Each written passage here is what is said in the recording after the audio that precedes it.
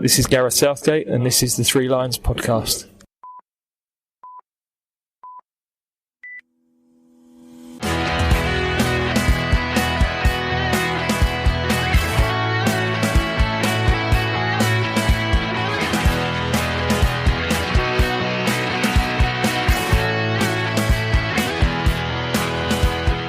Hello and welcome to the Three Lions podcast. My name is Russell Osborne and this is an independent England football supporters podcast. I hope I find you well.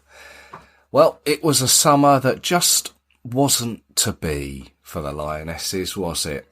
For those that followed their journey on the podcast over the summer, thank you very much for that. For those that maybe gave it a break, welcome back. As this time we are back to focusing in on the senior men as they are back in action for the first time since the 19th of June when we put North Macedonia in their place with a 7-0 victory up at Old Trafford. I say up, it may have been down for you, but it was at Old Trafford, Manchester, wasn't it?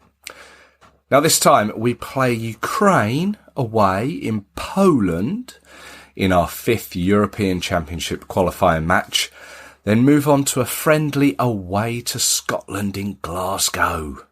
Ukraine is on Saturday the 9th of September, Scotland on the following Tuesday the 12th.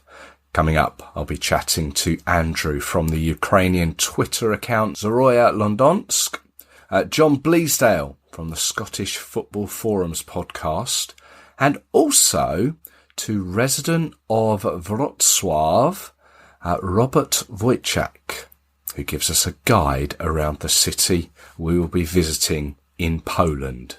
Now, on the 31st of August, Gareth Southgate announced his latest squad, his first since the Malta and North Macedonia games in June.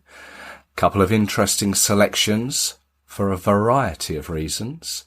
And with the season only a few weeks old, it's hard to really select those on form, as they've only played 2 or 3 games. But here is his latest 26. 3 in goal, Sam Johnston, Jordan Pickford and Aaron Ramsdale.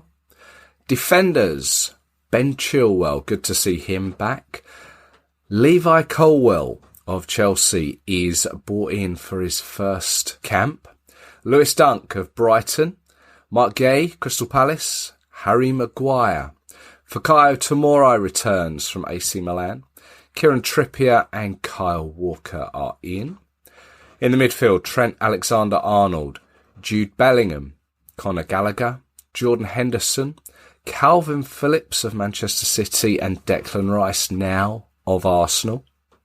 And then our forwards are Eberechi Eze, Crystal Palace, Phil Foden and Jack Grealish from Manchester City, Harry Kane from Bayern Munich, James Maddison of Tottenham Hotspur, Eddie Nketiah of Arsenal, Marcus Rashford of Manchester United, Bukayo Saka, Callum Wilson. It is a squad that is represented by 4 from Arsenal and Manchester City, 3 from Chelsea and Crystal Palace, 2 from Manchester United and Newcastle United, and there are 1 from each of AC Milan, Brighton, Everton, Liverpool, Real Madrid, Bayern Munich, Tottenham Hotspur and Al Ettifaq. 4 overseas players. Can't remember the last time we had something like that. But it's 693 caps across it with 111 goals. A squad with an average age of 27.4. The youngest player is Jude Bellingham, born in June 2003. That makes you feel old, doesn't it? The oldest is Kyle Walker, aged 33, but so is Jordan Henderson. And Kieran Trippier isn't too far behind, aged 32. Now, there are 2 uncapped players in the squad. We've mentioned Levi Colwill of Chelsea. And also Arsenal's Eddie Nketiah. And I said that there were some interesting selections. So let's start at the back. Harry Maguire. It's an age-old conversation now, isn't it? But does it now begin to hold some weight. The transfer window is now closed. There was talk of him moving to West Ham, but personal details couldn't be finalised from what I can gather. So he remains at Manchester United, but he is way down the pecking line in terms of starting. Not discounting his quality, because as we all know, he's seldom let England down. But with no John Stones or Tyrone Mings due to injury, then stability is needed. But the longer this goes on, the more it looks a little strange, doesn't it? I have to admit, though, I've not seen much of Chelsea so far this season. But as I've said before, Conor Gallagher, I'm still not convinced by him for England. He didn't play against Malta and only came on just before the hour mark against North Macedonia for Jordan Henderson. And Henderson is another that has courted controversy since his move to the Saudi Pro League for a couple of reasons, really. His previous words in support for the LGBTQ plus community, and then made the move to a country that has different morals to ours. But sticking to football issues, is the Saudi Pro League an acceptable level to be playing at one week and then be playing international football another? And this is a dilemma Gareth Southgate is going to have going forwards. And to be honest, I can't see his opinion changing too much unless something drastic happens. And at the moment, he's getting regular game time. Although that then contradicts the Maguire situation. You can see why he gets pelters from either way, can't you? Then there's Calvin Phillips, who once again has been selected despite not having a huge amount of game time. Those that have missed out include the likes of Raheem Sterling, who back in June, he declared himself unavailable for those games. But now he's back, he's scored a couple, but with the greatest of respect, they were against Luton. Undoubtedly, his time will come again, that I am sure of. I've already mentioned John Stones and Tyrone Mings, but there's also no Luke Shaw, no Eric Dyer either, no James Ward-Prowse or Jared Bowen either, who's started the season quite well for West Ham. As always, we can't seem to go through a match day weekend without a dropout or two. So on Monday the 4th, it was confirmed that both Jack Grealish and Trent Alexander-Arnold had withdrawn from the squad. Now, Grealish didn't play in Man City's 5-1 win over Fulham, and Trent went off injured with a suspected hamstring injury for Liverpool against Aston Villa. Off the back of this, Gareth has drafted in defenders Lewis Hall and Bashir Humphreys from the under-21s. Hall is currently on loan to Newcastle from Chelsea, and likewise is Humphreys on loan from Chelsea. He is currently at Swansea City.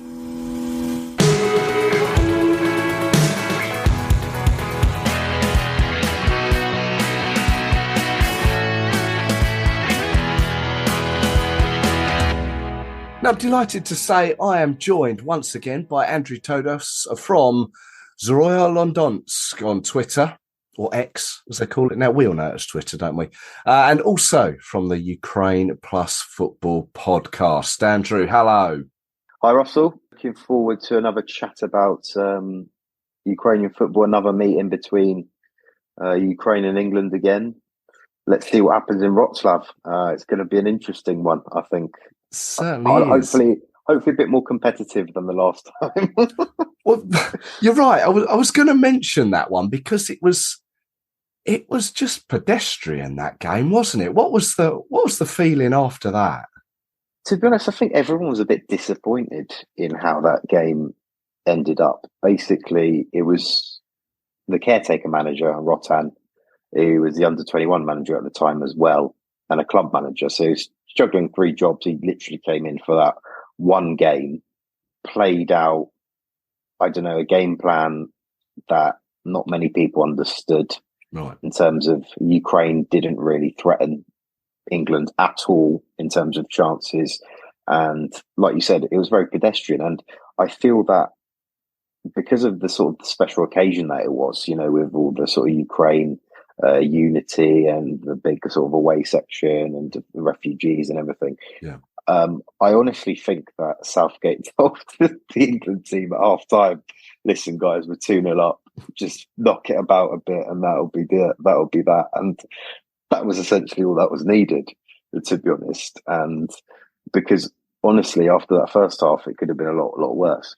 But a lot has changed. A lot has changed in the past 6 months in Ukraine and in the sort of Ukraine national team. Yeah. So fingers crossed it'll be a bit more competitive come Saturday. Well, yeah, let's hope so. She mentioned that it was Rostan who was the interim manager then. He's now full-time manager Serhij Rebrov, which is Tottenham fans will no doubt remember him. He was a striker for Spurs. I'm guessing late 90s, early 90s. Yeah, early 2000s. Early Yeah. 2000s. And he had a season at West Ham as well. So the Hammers will remember him back in the Championship when he was there for a season. So has he been in charge for a game yet for Ukraine? Yeah, so he took charge start of June. So he's actually had 3 games with his new team. Friendly against Germany, which Ukraine drew 3-3. They were 3-1 up in that, I believe, weren't they? Yeah. And then there was a load of changes, and even Kai Havertz scored. So that was a bit of a bummer towards the end of that, but still sort of promising to see when the sort of first team was out. That 3-1 scoreline. Then first competitive game in Skopje against North Macedonia, which was a long, hard slog. North Macedonia went 2-0 up. However, Ukraine won 3-2 with, quite a game of 2 halves per se. Yeah. First half, utter shocker. They couldn't really get into it. Nothing was going. And then second half, they came out sort of as a brand new team in terms of rejuvenated.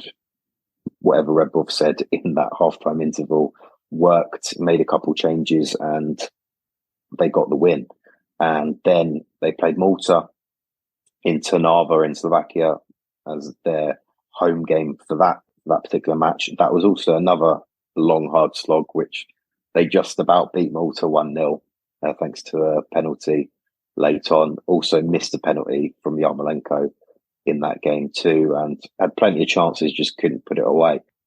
But that being said, it was at the end of a very long season for the majority of the team, playing, during the war and everything else that's happening. Now we've had a month of football, more or less, from sort of the Ukraine-based players. The European-based players have had a few weeks as well, albeit not all of them have been starting or getting too many minutes, which I'm sure we'll touch on in a minute.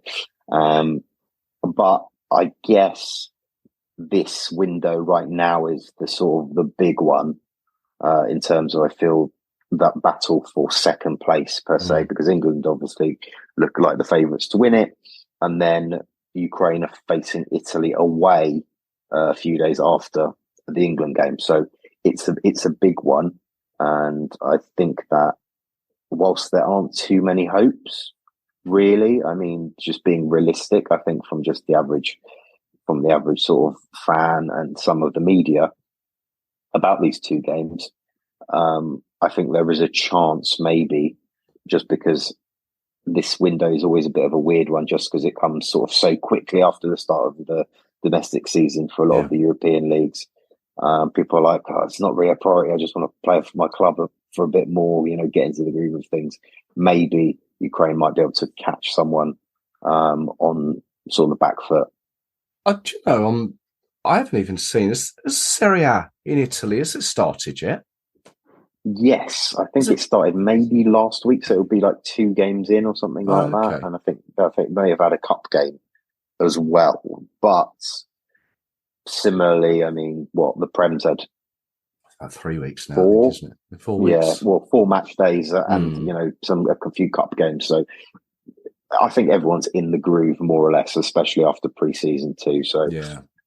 everyone's up to speed. It's more that there've been a few moves, obviously, in the England team, over the summer. So I'm sure, like Harry Kane, as much as he loves playing for England, probably would like to settle in a bit more in Germany. Jude Bellingham's on fire at the moment at Real Madrid, but I'm sure that he probably would, just love to get on a bit more about that in Spain and then sort of continue. But this is the break, got to be done, and let's see how it all goes. Yeah, no, interesting way of looking at that. Yeah, I was looking at the Ukraine squad. As always, there's some familiar names. Mudryk at Chelsea, Zinchenko, Arsenal. Is it Moilenko at Everton? Yeah, Mikolenko. Yeah, Mikolenko. But then I was scanning through it, and to the nation's credit, there are still a lot of players home-based, which obviously implies the league is still up and running and going ahead, despite obviously all the issues we know about. Which, I mean, any particular players other than the ones we know that we should be looking at or that have taken your eyes? Yeah, so in my opinion, compared to the squad that we saw in March, on paper anyway, this team, the starting lineup should be a bit better than what we had in March. There were a few injuries, a key one being Ilya Zabani, who plays for Bournemouth. He, at the time, had an injury, ended up going back to his club to sort of finish rehab and coming back from it. And he's now stalwart starting centre-back for them at the start of this campaign and towards the end of last season. So he's going to be a big boost at right centre-back. And he was like sort of, I think, missed against England in March. On top of that, we've got a few moves that have seen some domestic-based players moved abroad. So Artem Dovbyk, sort of the centre-forward per se, that I think will probably start against England on Saturday. He's moved to Girona recently. He's had a few sort of sub-appearances so far, got a goal, and I just feel that he's also sort of in the new adaptation process to a new league, but he will be a bit more pragmatic, and I think he's got a bit more confidence than Yaremchuk, who started in March, and he's just been sort of off it for the past sort of year or so. However, he is also in the squad. He recently moved to Valencia. However, I don't think he's going to be starting. Okay. The same we've got the other striker in there is Vladislav Vanat. He plays for Dynamo Kiev. Sort of quite a young, fast player, gets a few goals, and he, I think, will maybe be a bit of a threat off the bench when it comes to sort of maybe the latest stages of the game in Ukraine. If they're chasing a goal, he can try and help with a bit of energy with that respect. And I think something that will be interesting to see is where Zinchenko will play. Right. I think in March he played in sort of central midfield alongside Stepanenko and Sudakov. But this time round, I think there might even be a chance of him playing at left back, because we saw Mikolenko at Everton. He's not really been starting for them recently. Came off with a bit of an injury against Doncaster in the EFL Cup last week, and then only made the bench and didn't come on against Sheffield United on the weekend. So that's sort of up in the air. And then that means that there will be an extra space in midfield. And one of the players that might slot in there is Mykola Shaparenko, who is plays with Dynamo Kiev. He scored against Besiktas a couple of weeks ago in the Conference League playoffs. And he's sort of quite an interesting, I guess, box-to-box midfielder, quite creative, got a good eye for a pass, scores the odd sort of long ranger, has scored against France in qualifying in the past for Ukraine. And he was injured for the majority of last season, and now he sort of came just back towards the end of it.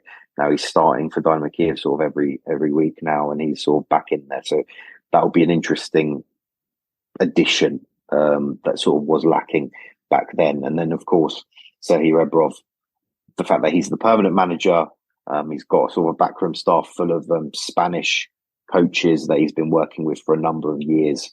His last job prior to the Ukraine job was in United Arab Emirates at Al Ain. Then before that, it was at Ferencváros in Hungary, and he got them to their sort of first Champions League group stage in like 25 years under his tutelage. So he's been the guy that Ukraine have wanted in since Shevchenko left following the sort of 2021 Euros. And he's finally in it.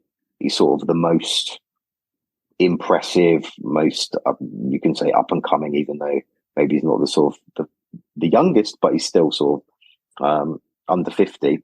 So he's the most sort of promising and positive manager that Ukraine fans and media are sort of talking about. So this is sort of the first real test, per se, this England game of his career as the manager, and we'll see how he copes with it. Well, let's hope for a more competitive game on the eye than the game at Wembley. You mentioned obviously that the game is in Poland, in Wroclaw, which I'm led to believe has quite the Ukrainian community. Do you know, I mean, have you been there before? Do you know what it's like, and how many people are there? Well, I've not been there before, but I know I've got a few friends that live in Poland, and they've been telling me they've been there loads of times. There's a lot of Ukrainians there, and that was even before sort of the full-scale invasion. Just a lot of Ukrainian sort of people going over there to work and stuff. Okay. It's a bit of a university town kind of thing, so there's a lot of Ukrainian students there too. You could say that the dress rehearsal for this game was last week, 2 weeks ago, when Usyk fought Dubois in Wroclaw in the same stadium. So, okay. So essentially, that was sort of the thing. I sort of passed on going to that one because I didn't want to go to Wroclaw sort of twice in the space of 2 weeks or whatever. And the fact that when we're recording this, I'm currently in Ukraine, so what I'm doing is spending a few days here and then going straight from Ukraine to Wroclaw to, say flying back to the UK and all this other kind of stuff. But I think that it will be packed as far as I'm aware. The Ukrainian FA have made it very hard for any England fans trying to buy a ticket in the home end unless you've got crypto by all accounts. You've got crypto, you've got a Ukrainian VPN, you've got Ukrainian phone number, you've got Ukrainian email address, you've got Ukrainian card to pay with. So, yeah. But that being said, I was looking at sort of like ticket sales in terms of what was available, I think recently over the sort of past week, and there's not too much left. So fingers crossed in a stadium that's 40,000, I think, capacity, it should be packed, should be a good atmosphere. And I feel that at least between Ukrainians and the English, who there's a great sort of rapport going anyway. Yeah. It should be a sort of a well-natured and sort of a good, fun atmosphere. Yeah, looking forward to it. As you say, you mentioned you're in Ukraine at the moment. Whereabouts are you? So I'm in Kiev right now. Oh, okay. In the capital. Been here for the sort of past week and a half.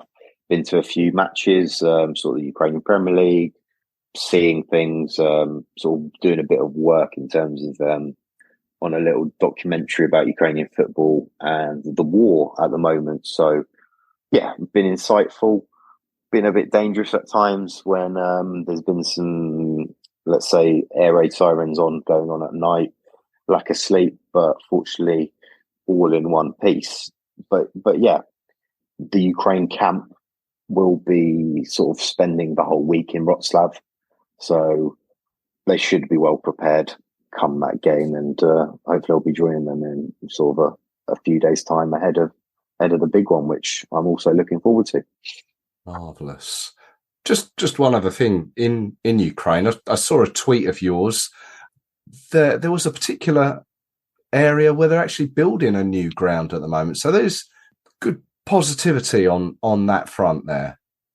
Yeah, absolutely. So Kiev, for example, the capital, whilst there is a threat of like missile attacks and sort of drone attacks that happen, fairly regularly, life does go on, and sort of there is a defiance about it, and that's the same said for football. There are sort of teams that are progressing in that respect. Most of them, no, let's say, stadiums have started being built during the full-scale invasion per se, but ones that sort of were underway beforehand have been completed. There are, footballs going on at the moment. Still, no fans are allowed into grounds. So, you can go if you're accredited media or like you got some sort of special invite from someone. But otherwise, people are still waiting to be able to go back to stadiums and sort of watch that. But at the moment, the sort of military administration and the government aren't permitting it due to safety reasons. But we'll see how it goes sort of over the next few months. And fingers crossed for more positivity from that respect. Absolutely. Fully behind you there. Just one more thing. And playing in other countries. Is it Shakhtar playing in?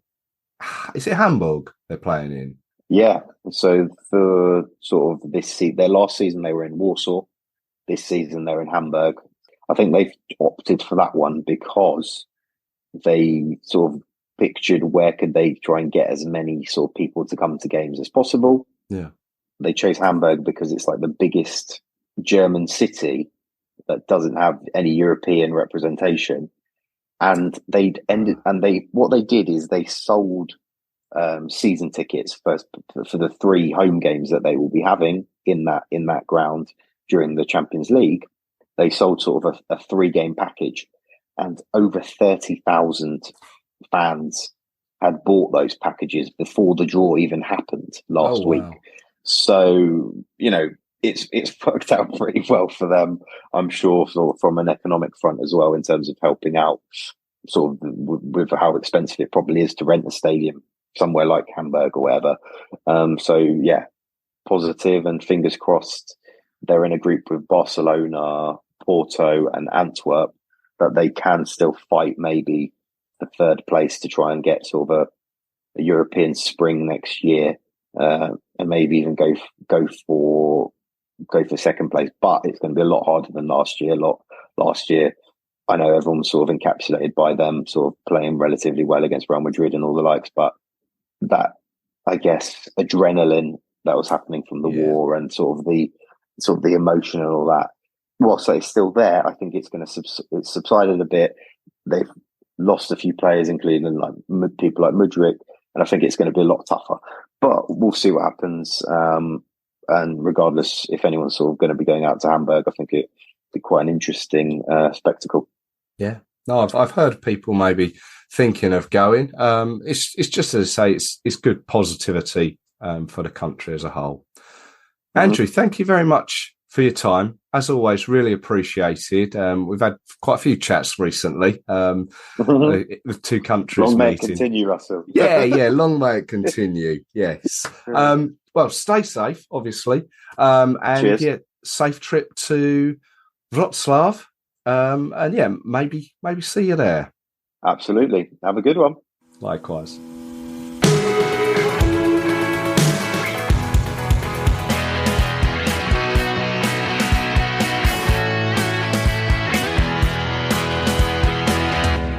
Now, it was announced only on the 11th of July that England would be playing Ukraine in Wrocław in Poland. Before that, speculation was rife as to where it would be. Tirana, Lodz, Krakow, Vienna, Alicante had even been mentioned. But now we know where we're going. Regular listeners will know I like to try and get a little inside information onto the town or the city that England are going to be playing in. So I'm delighted to be joined by Robert Wojtczak, a resident of Wrocław. Hello, Robert. Hello, Russell. How are you? I'm very well. Thank you very much for taking the time to join us for a quick chat. Firstly, is my pronunciation correct in both your surname and the town or city that we're going to be speaking about, Wrocław?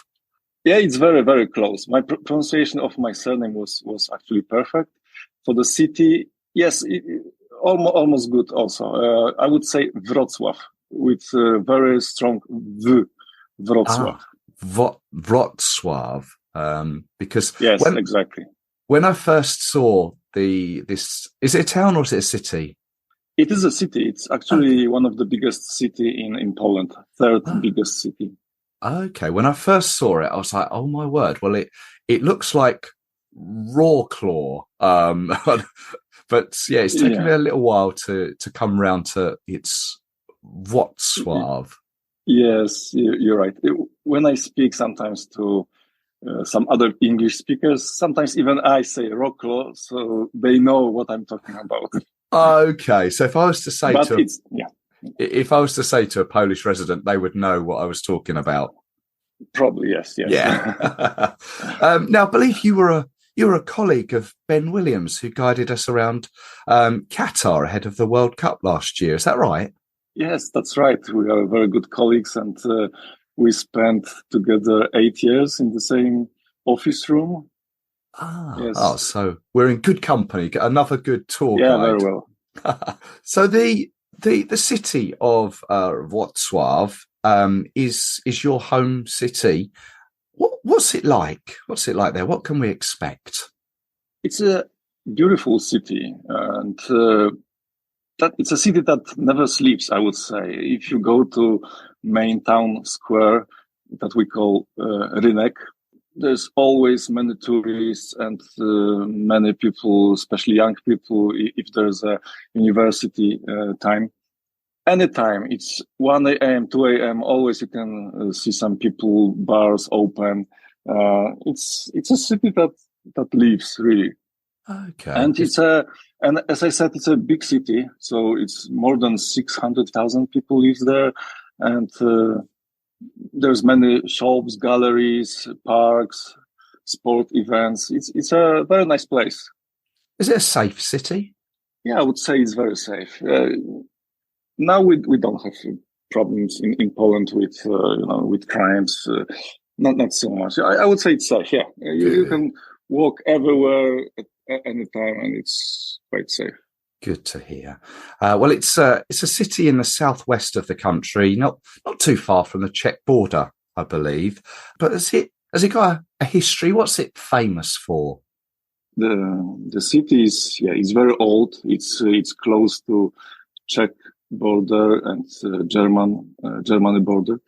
The city has a very rich history. It's very old. It was founded, according to legend, by a prince called Wratislav around year 1000. And since the beginning, it was very multicultural. Czech, Polish, and German settlers lived there. And in the first few centuries, it was ruled by Polish kings and princes. Then it became part of Germany until the Second World War. Yeah. It is famous for being raided by Mongol hordes in the 13th century. Yes. Also, Napoleon captured the city in the 19th century. And during the Second World War, there were some heavy fights, and Wrocław capitulated even 4 days after Berlin. Oh. So, yes, and there are many legends, especially from this time. Yeah. For example, that some citizens wanted to leave the city, and they packed all the money, all the gold into a train, and we call it gold train. And this train left the city, but never arrived anywhere. And since that time, since like 8 years now, many people are looking for this train. Yeah? So it's one of the legends. A gold train just disappeared. Gold train, yes. Oh. Gold train. And even it was maybe like 7 years ago when some people said that they discovered the entrance to a tunnel where the gold train is, but still we couldn't find it. So yeah, that's the legend. But there is a truth in the legend. There was a train, and it disappeared with tons of gold. Wow. It is probably somewhere. Yeah. Interesting story. I have to look that one up. Yeah, sure. Yeah, there were very heavy fights, and the city was destroyed hugely by 70% of buildings were destroyed, and but after war, Poland gained these lands like Wrocław and some other cities and towns in this area. This Lower Silesia region became again Poland, and we rebuilt these cities. And now it's very multicultural again.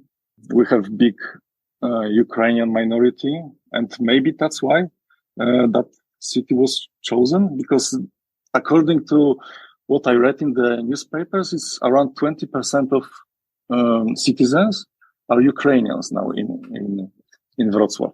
Yeah, that's one of my thinking is the game being there because of this Ukrainian community in the city, and totally understandable. And I assume that they've probably got like their own little communities in and around the city, Ukrainian areas, have they? Yes. They've been welcomed with open arms, have they? Yeah, definitely.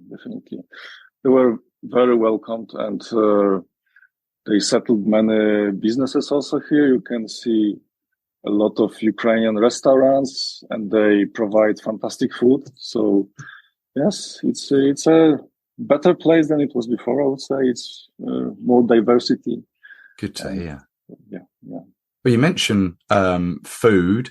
What sort of food and drink could England fans expect to find in the city? Yeah, I think you can expect everything actually from all over the world. Like you can find Chinese restaurants, Nepalese, Indians, Indian, Italian, everything. Also, as I mentioned, Ukrainian. So this type of food, and of course Polish food, local food, which is really fantastic. If you haven't tried them, definitely you should. Like pierogi, it's a kind of dumplings, famous in Poland, but also some other things like schabowy, very famous. That's my favorite actually. Schabowy, it's a pork cutlet or schnitzel with potatoes and salad. That's very, very famous in Poland. Also bigos, which is cooked cabbage with meat, really delicious too. And we also have Polish drinks, especially beer. Yeah. So if the fans are in the town square, there are lots of pubs that are open until very late, so you can try Polish beer like Piast, which is from Wrocław.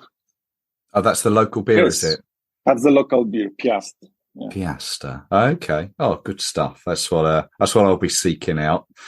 My favorite places are probably town square with beautiful town hall and all of this, the life, restaurants and pubs and lots of people. We have around old churches, cathedral, the oldest part of the city called Ostrów Tumski Island. It's with the oldest building survived, St. Giles Church. It's very worth to visit. You can have a river cruise maybe if you have time. It's also fantastic, especially if the weather is nice. Little bit off the city center, you can find Centennial Hall, which is the only UNESCO site in the area. It's very interesting if you are interested in architecture and engineering. It's a huge concrete dome, the world's biggest in the time when it was built. But even today, it looks amazing. Right. I would also go to Racławice Panorama. It's the biggest painting, one of the biggest painting in the world. And it depicts, it depicts a battle between Polish troops and Russian troops, and Poland won that battle. So it's also very comforting to us to see that. Of course. And the picture is really, really big. It's around 120 meters long and 15 meters high. And it's a close picture. It's a panorama. Oh, wow. Absolutely amazing. Wow. So definitely this. Also, very famous for the city is the little dwarfs. little wharves.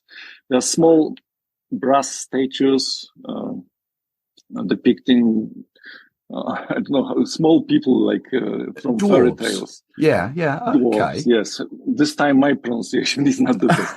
Yeah. And there are hundreds of them. You can find them anywhere in the city. Some people, collect them, collect the pictures of them. So it's very, very fun, especially for younger people. And they're just dotted randomly around the city? Yes, randomly, yeah. Oh, you can find some maps in the information centers. You can get the map where to find them, but the biggest fun is to find them randomly when you walk around the city. Of course. Oh, I'll keep my eyes peeled for some of those. And also, the main railway station is beautiful. One of the most beautiful in Poland, I would say. So, yeah. And the rest you need to discover yourself. There's plenty of nice places. Of course. There's also, I will mention another one, Kolejkowo. It's a model of a city with running model train. Oh, yeah. And it's also fantastic. Obviously, people are going for the football. I believe the stadium is a little way outside of the city centre. Do you know the best way to get there? Yes, it is a little bit outside of the city. The best way is it depends where you stay. When you stay in the city centre, then maybe Uber or taxi, that would be the first choice. Okay. If you don't want to try to find which tram or bus goes there. And it would take maybe 20, 30 minutes, I would say. But if you have some time and you want to travel with locals, then I would definitely take a tram. So from the city center is tram 3 and 10. Okay. It takes around 40 minutes to get to the stadium. With bus, it's more complicated because you would need to change. So I wouldn't recommend bus. But if you stay very close to the railway station, there is a train, local train. Okay. That goes to Zielona Góra, and it just takes 15 minutes to get to the stadium. It's a third stop from the station, so it's quite near. But by train is the fastest. So about 15 minutes on the train. About 15 minutes, yes. That's good to know. Is it a game that you're likely to go to? Do you think you'll be attending? Yeah, probably I will attend. Should be an interesting game in an interesting city. So many things to see and explore. It sounds good. I'm looking forward to it already. Robert, once again, thank you very much for just taking us on a little guide around the city. Thank you very much for your time. Yeah, thank you very much to you too for inviting me to your podcast.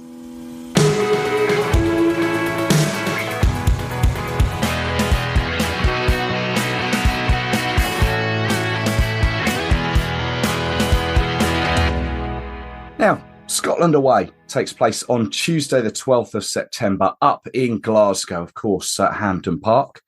I'm delighted to welcome back to the podcast Aberdeen and Scotland fan, host of the Scottish Football Forums podcast, and author now of Scotland's Swedish Adventure. Hello, John Bleasdale. Hi, Russell. Thanks for inviting me back on your podcast. I must have made a little impression last time. Yeah, no, absolutely. But more than great to have you back. I think it was the Euros when we last spoke, wasn't it? Yeah, it was just leading up to the game at Wembley, the 0-0 draw, the highlight of Scotland's Euro campaign, unfortunately. Did you get a ticket for that in the end? Not for Wembley, no. I got a ticket for the Czech Republic home game. Well, I say home game, technically it's neutral, but the most important game of the tournament, of course, it was the most disappointing result. But wasn't it? Yeah, luckily we're not here to discuss that. No, but yeah, it was still good to be. It was weird times though, because obviously it was COVID and we were showing up at the ground 2 hours before kickoff because of these things that has to come in. It was just a weird experience. The next Euros will be better. Yes, yeah, Germany, isn't it? Yes, good time to be a Scotland fan, isn't it? I mean, are you packing your bags already, or are you just still a little bit on edge?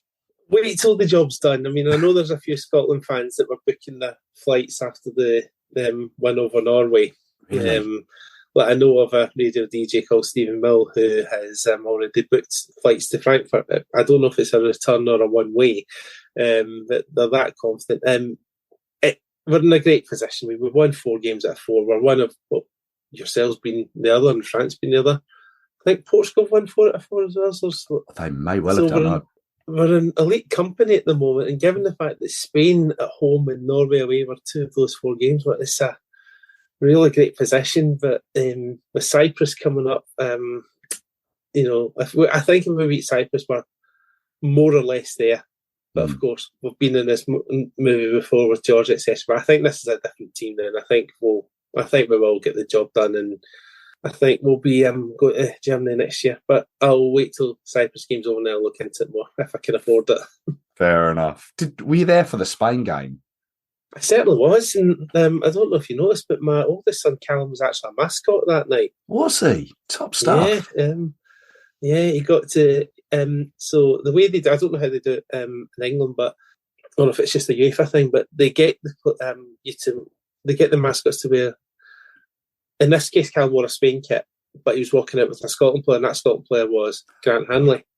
Okay. And obviously the opposite side is Scotland kit and a Spain player.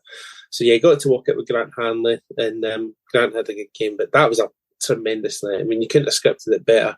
His son being a mascot and Scotland producing such a dominant performance against Spain. I mean, apart from a 10-15 minute spell in the first half, Scotland were in complete control of the game.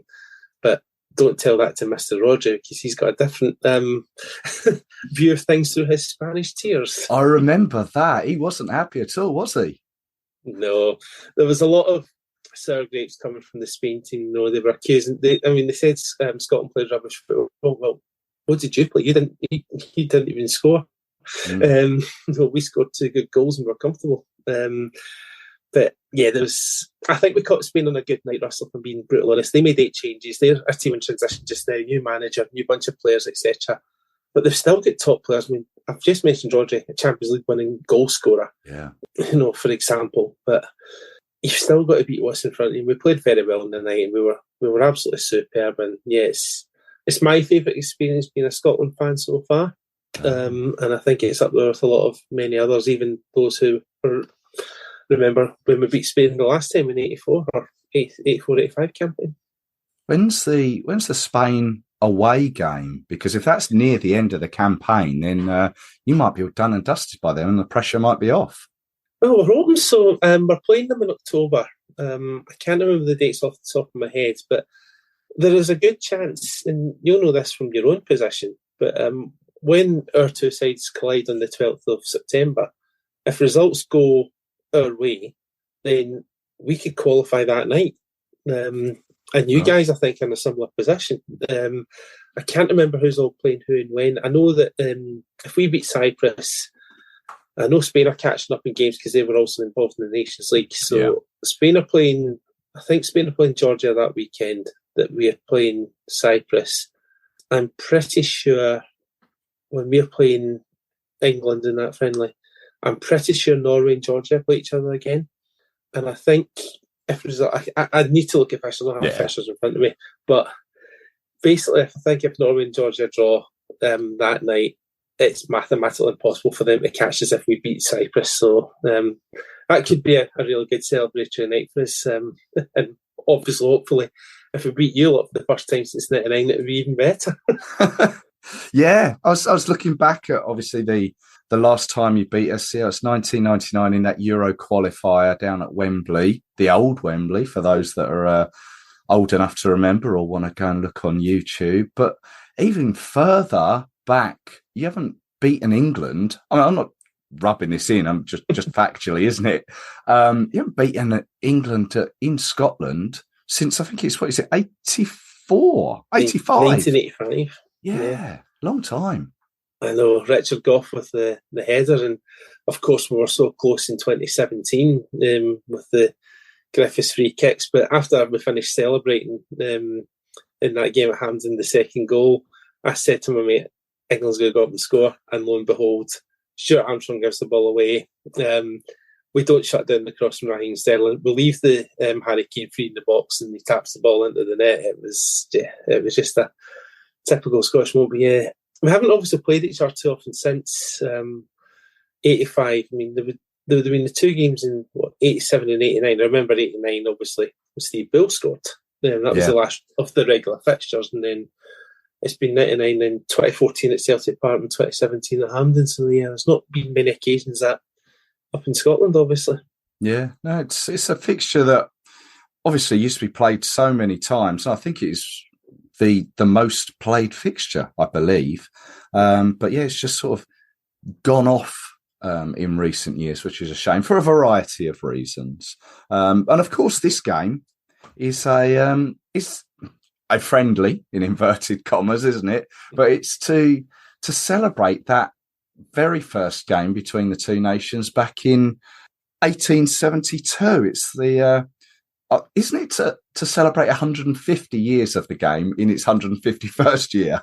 Yeah, pretty much. I don't think there was a time that we could have played in 2022 because of the World Cup and the Nations League and all that kind of stuff. So this was basically the first free international calendar available for both England and Scotland. Yeah. So we're almost repaying the favour because what was it, 150 years of the FA when we played in 2013? I think so. Yes. Yeah. So yeah, I think this is almost a return favour. 150 years of the FA, that first game in 1872, as you say.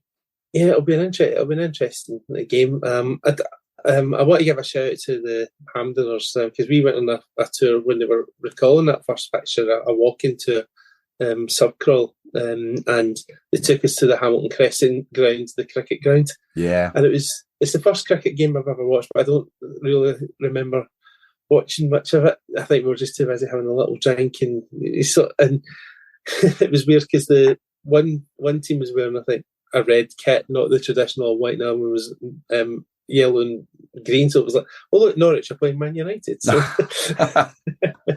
But yeah, it'll be a good occasion, obviously, to celebrate the fixture. And Scotland have got they'll wear a special kit, the same kit they wore against Cyprus 150th anniversary kit. So that'll be on display for that night, which will be good.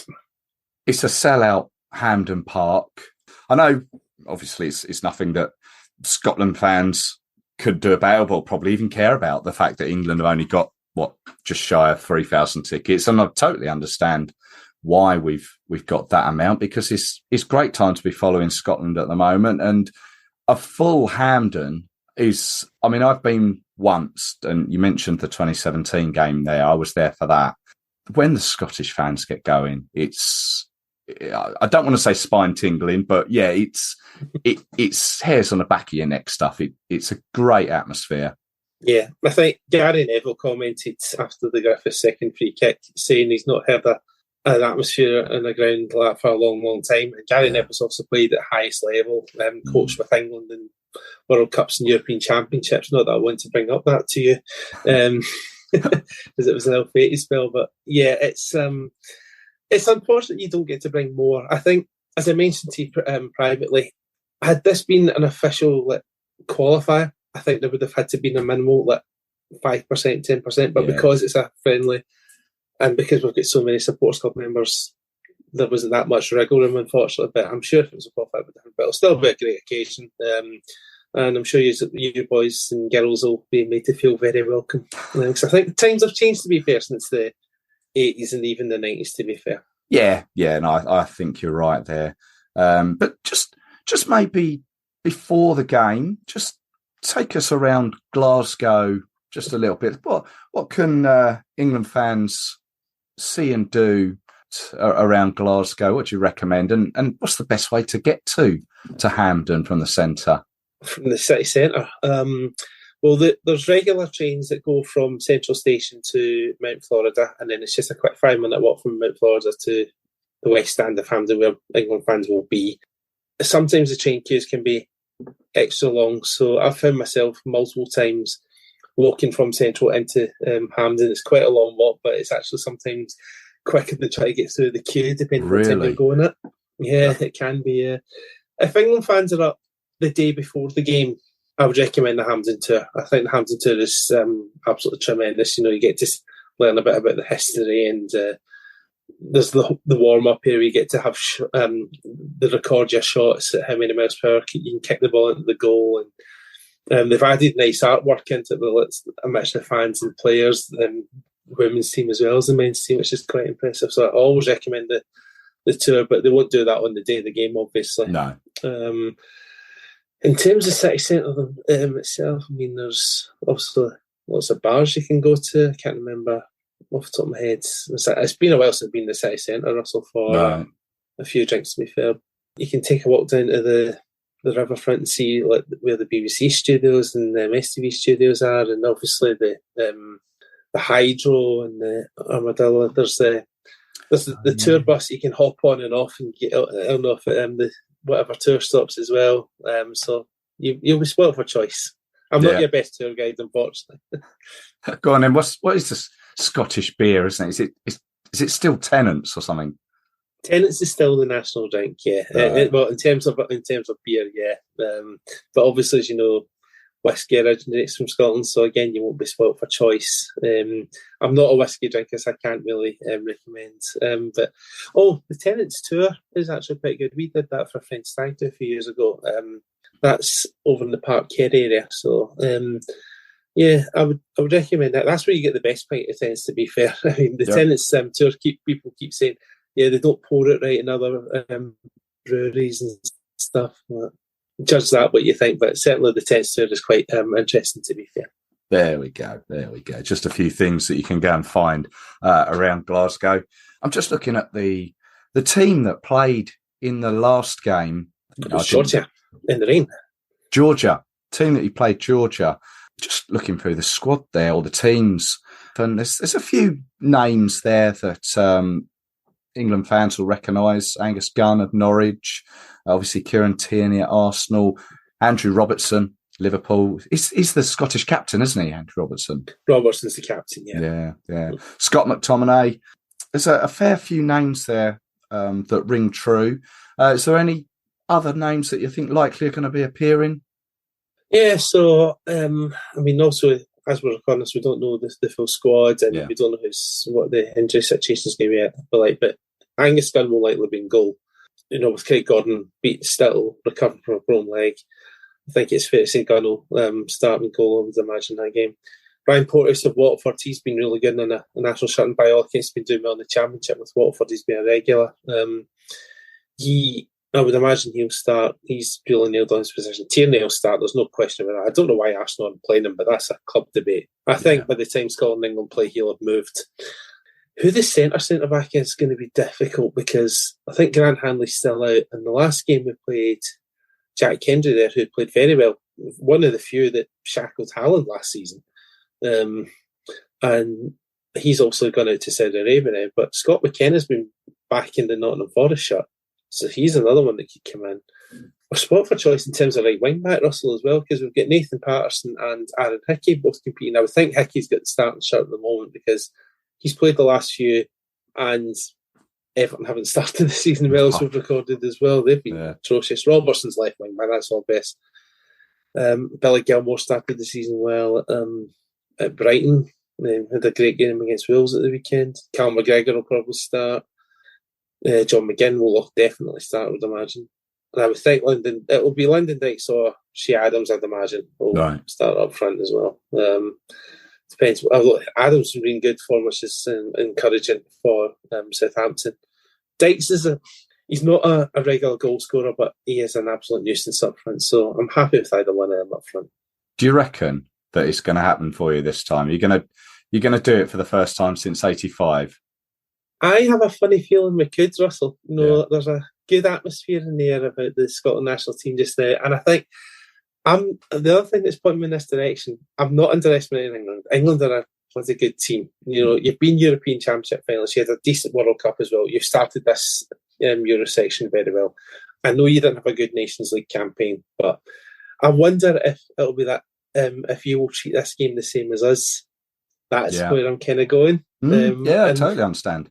So I've just got that funny feeling. I think we're long overdue, Russell. I mean, not even just winning at Hampden, but winning overall. We haven't done it this side of the millennium. We've come close once, obviously, as you know. But I hope and believe that this time we'll have our night. Well, we shall see. I'm totally looking forward to it, and likewise just to meet up with yourselves in person and say hi. Tell us about the book that you wrote, Scotland's Swedish Adventure, because that would have been it's not the last time you got to the Euros, but it was a European Championships that you got to, didn't it? Almost forgot about 96. It was the first one we qualified for. Yeah, it was the first one we qualified for. And incidentally, I'm writing about Euro 96, but I'll come on to that later. But yeah, the Euro 92 book, it's a story that I don't believe got as much coverage from a Scotland national team perspective, because whenever people talk about Scotland at major finals, they think about those World Cups that we qualified for and played quite well in. And obviously from the Euros point of view, Euro 96 gets brought up the most because we played England and with that very nearly qualifying.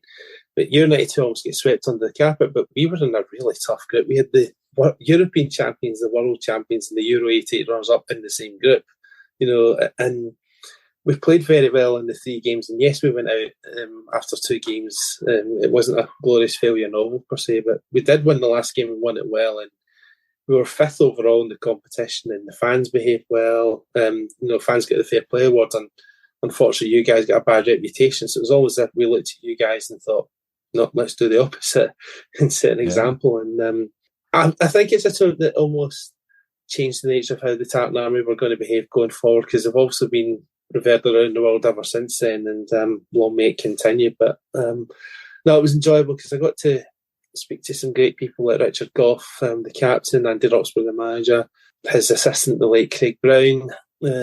Got to speak to other squad members such as Maurice Malpass and Stuart McCamey and Dave McPherson, and some journalists and lots of fans. The fan stories are tremendous. But yeah, had great fun writing it. Top stuff. And you're doing one about Euro 96? Yeah, and it's going to be a summer theme. So I'm writing it with my co-author Neil Doherty, because he wrote a book about France 98. I also wrote about 92. So this is like the middle piece of the jigsaw. It made sense to the two of us to work on it. Yeah. And Neil was the one that got me the ticket for the Czech game, and I really enjoyed his book and stuff. So we're well into the writing stage just now. We're hoping to still get 1 or 2 more interviews, but what we were fortunate was that we got to speak to Craig Brown back in February, 4 months before he sadly passed away. So the book will be dedicated to Craig's memory, that's for certain. Oh, marvellous. Nice one. And of course, you're the host of the Scottish Football Forums podcast, talking Scottish football. Should anyone want to tune into that, I know you can find that on the likes of iTunes and the like. But if anyone wants to follow you on the likes of Twitter, do you want to plug that? Absolutely. So, yeah, I'm one of the co-hosts. So, if you want to follow me directly, it's at John Bleasdale 81. The podcast is at SFF Podcast. And as you say, you can find them on Twitter. You can find them on... you can listen to them on Spotify, iTunes, all the regular platforms. And, we cover a wide range, from Scottish Premiership, Scotland national team, down to the Lowland League level, junior level, and obviously we're doing a lot of women's football coverage as well, which is the steer that I'm heading more in this season, along with the national team stuff. And we'll get the occasional guest like your good self in a couple of weeks. Yes, no, looking forward to coming on and saying hello to the guys. And likewise, I say, looking forward to saying hello come the 12th of September. Looking forward to the game. Scotland, England at Hampden. John, thank you very much for your time. Thank you, Russell. Looking forward to meeting up with you.